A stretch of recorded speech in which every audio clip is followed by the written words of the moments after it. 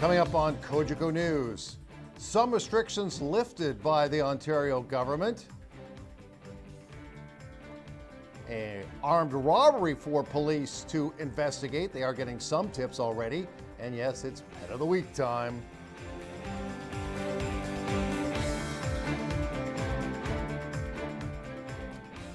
Hello again, everybody. Welcome to this Thursday edition of Cogeco News. I am Greg Estabrooks. Ontario Premier Doug Ford has indeed announced the lifting of some more COVID-19 restrictions.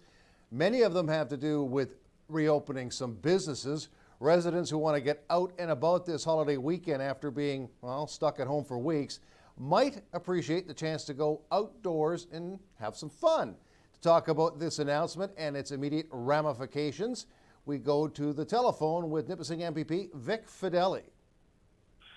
There were three, I think, that are going to be most impactful. Number one, construction opens again on Tuesday, and that will put a tremendous amount of people to work and finish important projects, not only in the Nipissing riding, but right across Ontario, some of the big projects that are underway. So that, I think, was a significant one. The second one is the opening of retail. Now, it can open three ways. They can still do online only. They can do curbside and delivery, or they can actually open their doors. But if they do, they need to follow social distancing. So it's a 6-foot rule still, only 2 people allowed for every 4 square meters, which is about 43 square feet. So they need to follow that. But of most importance, believe it or not, which will relieve so many calls to the Constit office, is the fact that pet grooming will be open on Tuesday. So book now for your pet grooming.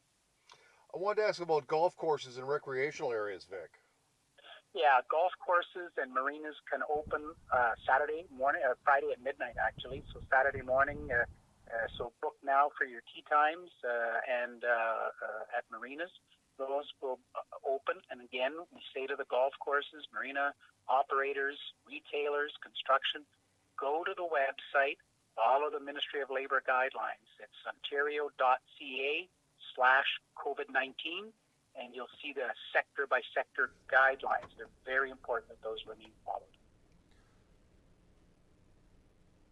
So reacting quickly, the City of North Bay opened municipal boat launches this afternoon. Apparently they have the purview to do that following the announcement by the province, as additional restrictions, as we just mentioned, related to COVID-19 have been lifted. This includes boat launches located at Champlain Park, Sunset Park, and Armstrong Park. Physical distancing and safety protocols must still be maintained at all times. The Waterfront Marina boat launch will open officially on Saturday. Again, we're getting 2 different reports on that. If another boater is launching a boat near you when you arrive, please queue in line and remain in your vehicle until they are finished. Do not congregate near the boat launch prior to or after launching your boat.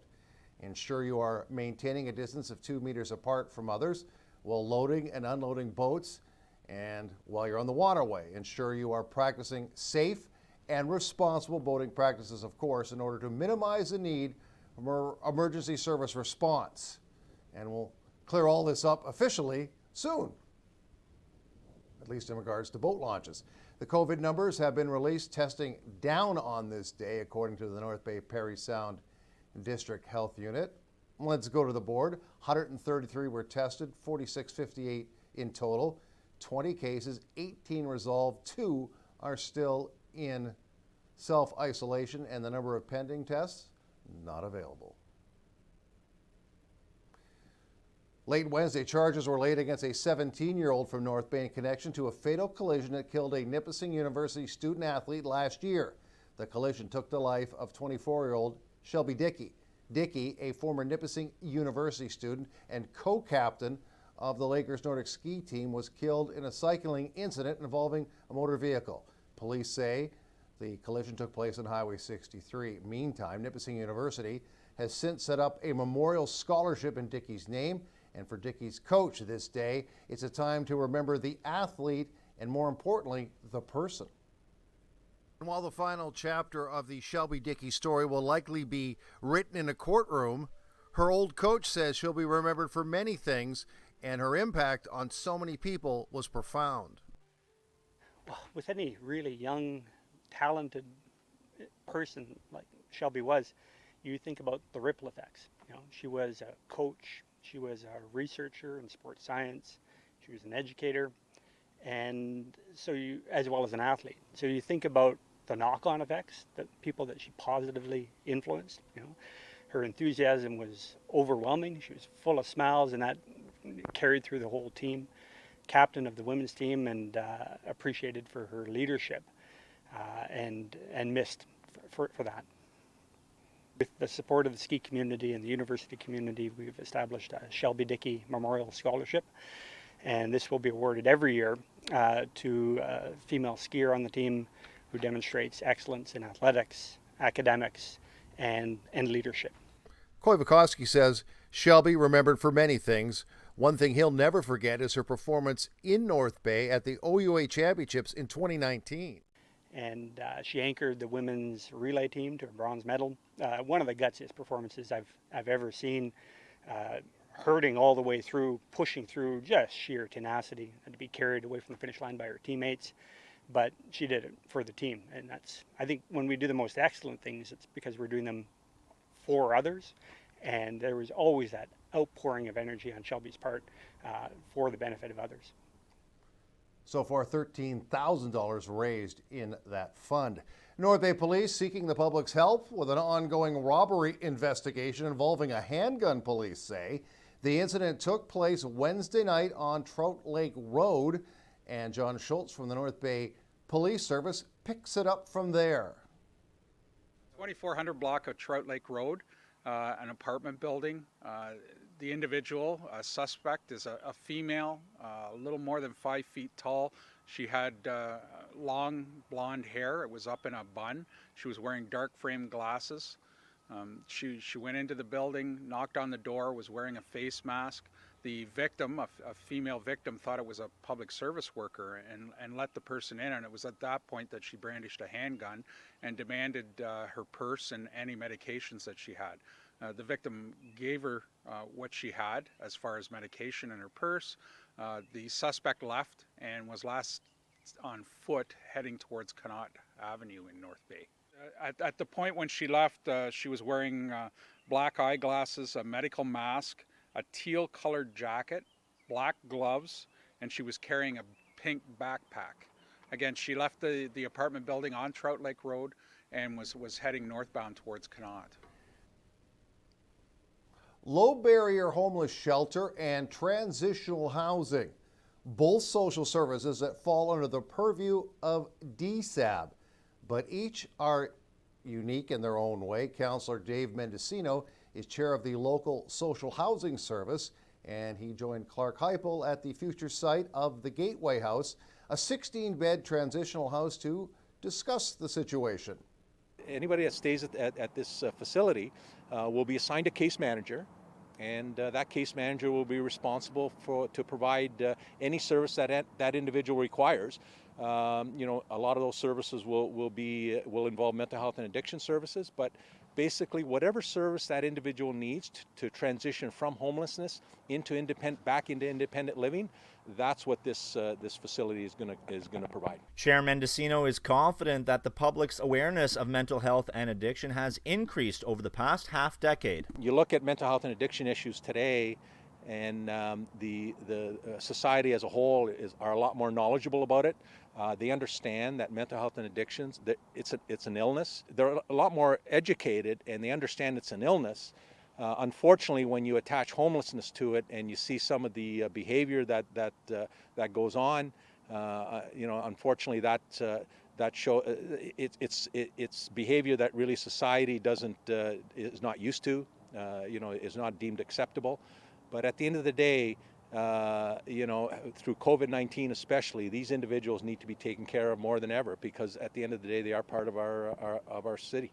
Social services in North Bay and area often regarded as being one of the best, if not the best, collection of services in the province. If we're seen as being ahead of the curve, well, that's fine. In my mind, we're taking care of our population. Unfortunately, as we know, it's garnered some interest outside the city.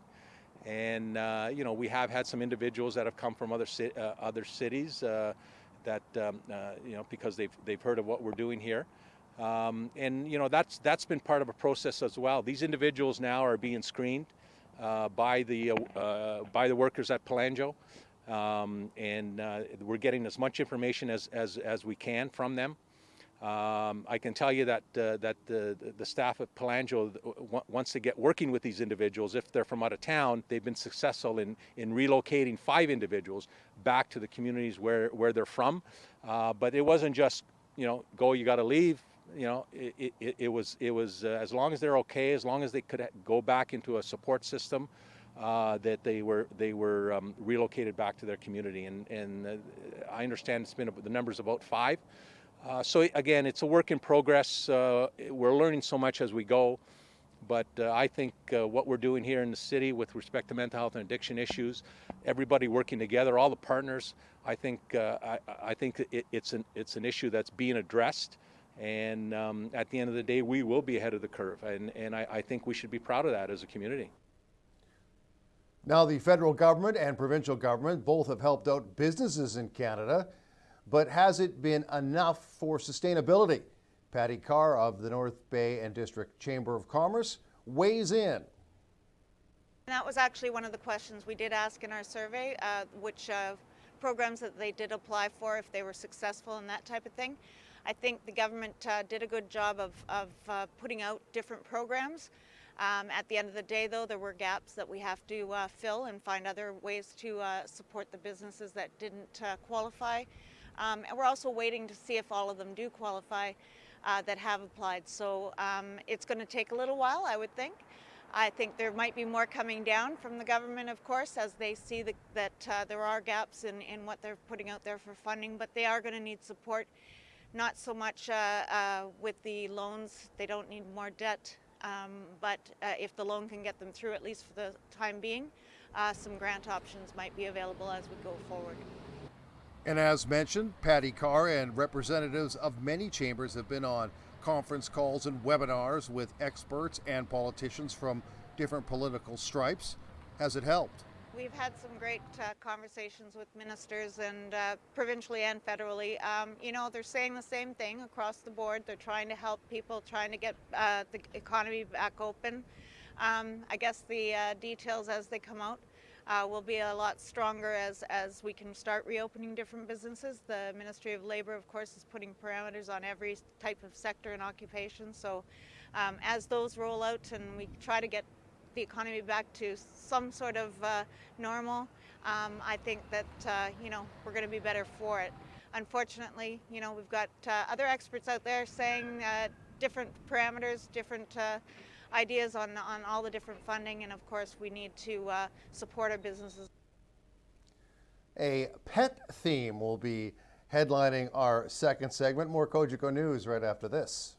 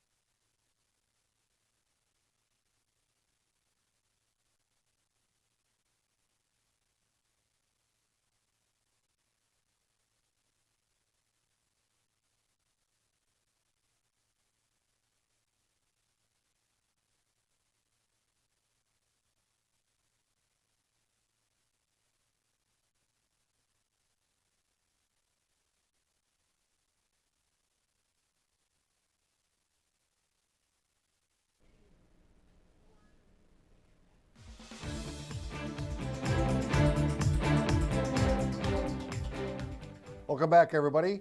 Local realtor Ron Pijot is looking to get a very close shave on the weekend, right to the noggin, that is. This weekend, Pijot is getting a haircut right to the old scalp to raise money for the food bank. He hopes to raise at least $750 for the cause. A supporter of them in the past, the food bank, and I was trying to think of a way to raise money for them and the needs that they have right now. But I said I got to do something that's going to be a bit more fun for people and give people a laugh. I have never been bald before, except when I was born, probably. However, I decided, why not shave my head bald? It's actually going to be my granddaughter, who has cut her dad's hair and her brother's hair and her uncle's hair. So my granddaughter Emma is going to be cutting it and shaving it right down to the skin. And how does one donate to this hair removing cause?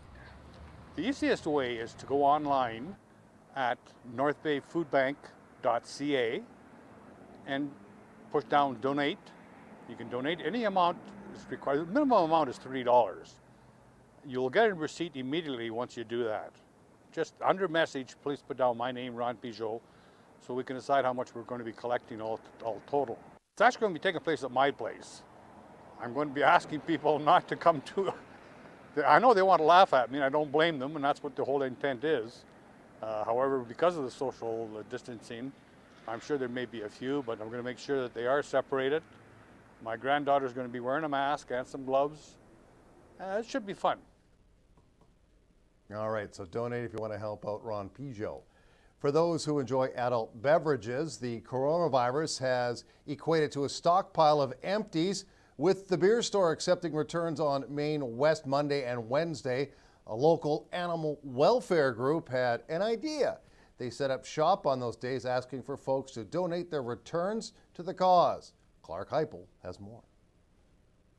Deborah Kluche is the founder of All for Paws, which encourages animal welfare. It also encourages animal adoption, and she practices what she preaches. I have a number of animals rescues myself. They don't have a voice, and we want to make sure they're taken care of. And I'm always on the lookout for animals that need help. And so, yeah, I have 3 cats and a dog, and we're here just to help them all. And during financial struggles that many people find themselves in right now, whether it's layoffs or things like that, the animals can be put at the bottom of the list. That's the least important thing for someone, whether it's feeding themselves or their animal. So people need help during this difficult time. Yes, they do. And, you know, if they have an animal is in pain, needs to go to the vet for medication or surgery, we are there to help them.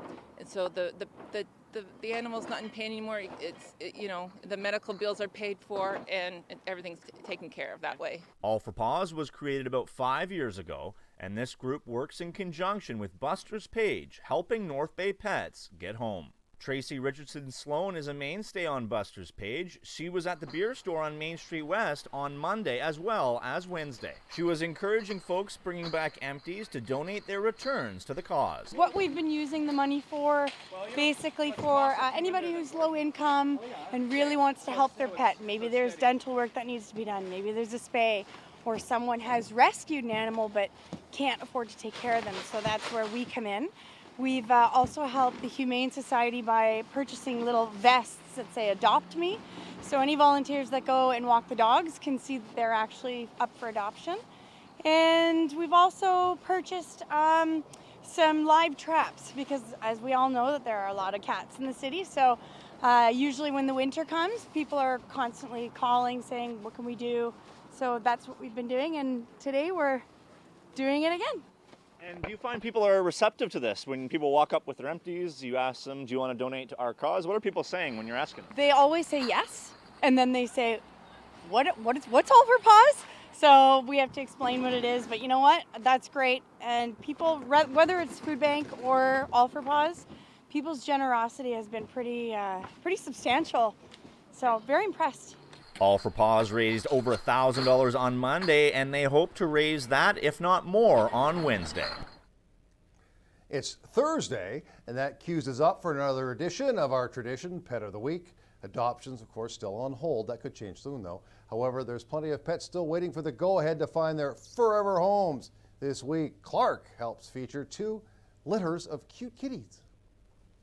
We're spoiling them rotten, and it's also really enjoyable for the staff at the Humane Society. So we're doing all the hard work of just socializing with these guys, which is a lot more fun than it looks. So we're really eager to encourage people to be optimistic that adoptions may be opening up soon. With kittens, what do people need to keep in mind if considering an adoption? So with the North Bay Humane Society, we always encourage, think before you adopt, commit to the adoption of the animal, really spend time, take a lot of the information in to know what you're getting into. So these kittens here are about 6 weeks old right now, so really encouraging people to do their homework.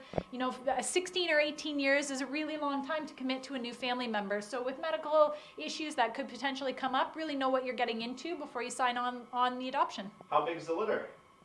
So right now we've got actually 2 mums in here. They're coexisting. The mums are very timid. One's hiding in the back here glaring at me.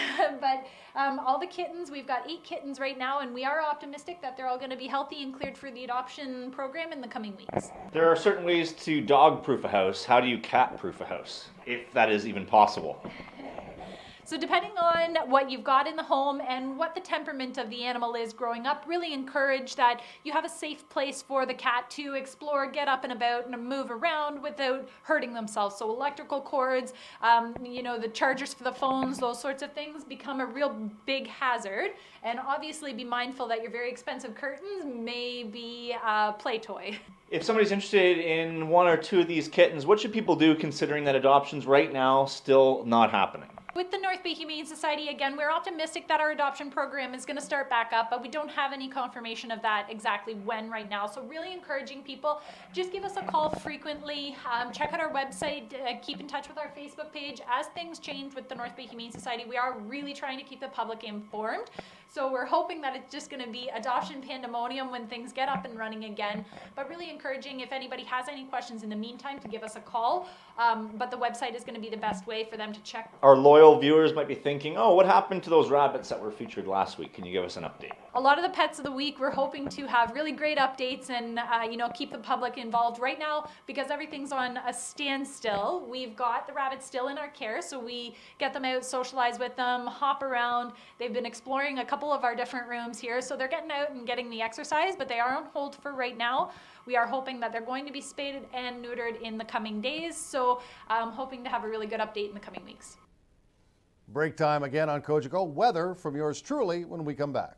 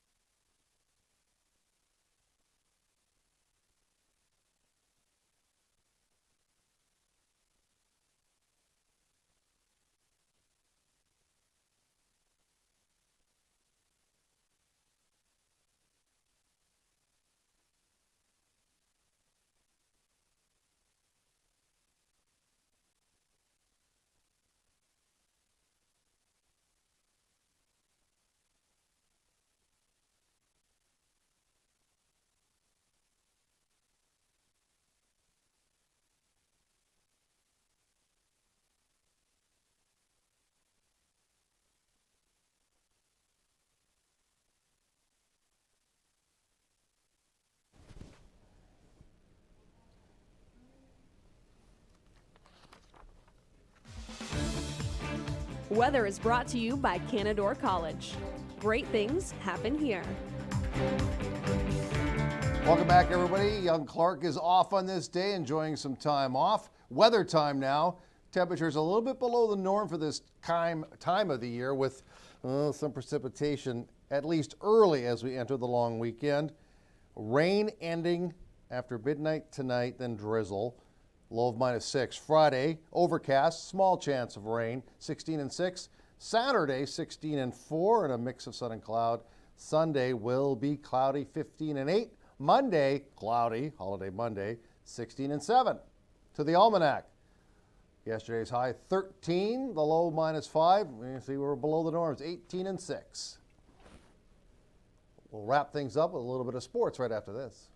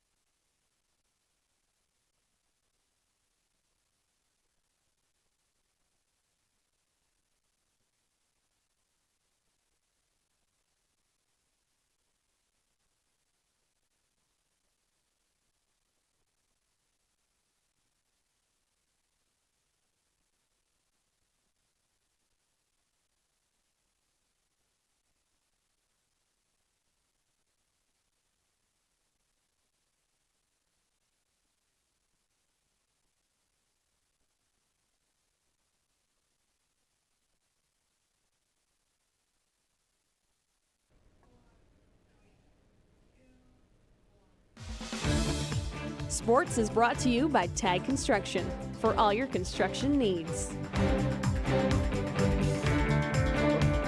Welcome back, everybody. Jack Lockhart, Renaissance man, curler, painter, has done everything and he's a huge hockey fan.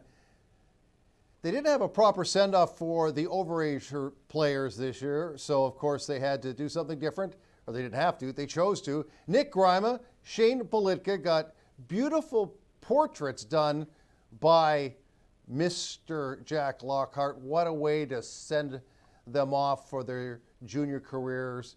Great gesture by him and the club for helping out. That's it for news, weather, and sports for this Thursday. More Cogeco News live at 5 on Friday.